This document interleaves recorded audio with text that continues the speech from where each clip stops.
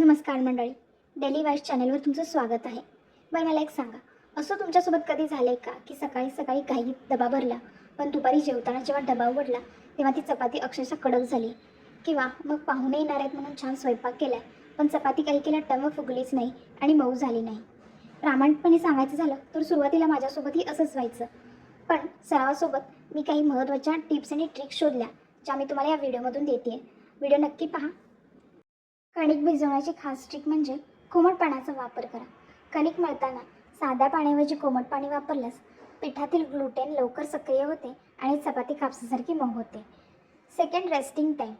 कणिक मळल्यानंतर लगेच चपात्या लाटू नका. पिठाला किमान 15 ते 20 मिनटं झाकून ठेवा, यामुळे पीठ छान मुरतं. सेकंड ट्रिक म्हणजे मऊपणा टिकवण्यासाठी दुधाचा वापर.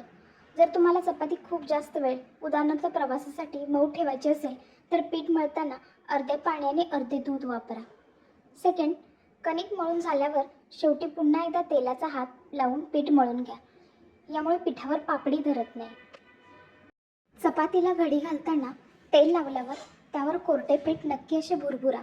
हे पीठ थरांना एकमेकांपासून वेगळे ठेवण्यास मदत करते, ज्यामुळे चपातीला छान पदर सुटतात. नेक्स्ट, चपाती नेहमी कडेने लाटा, मधून नाही, यामुळे चपाती एकसारखी फुगते आणि कडा कच्च्या राहत नाहीत. नेक्स्ट टिप म्हणजे चपाती नेहमी मध्यम ते हाय फ्लेमवर भाजावी. मंद आचेवर चपाती जास्त वेळ तव्यावर राहिली की ती खूप कडक होते, आणि चपाती तव्यावर असतानाच कडेने थोडे तूप किंवा तेल सोडा, यामुळे ती छान मऊ राहते. तर मंडळी, ह्या होत्या काही सोप्या पण प्रभावी टिप्स.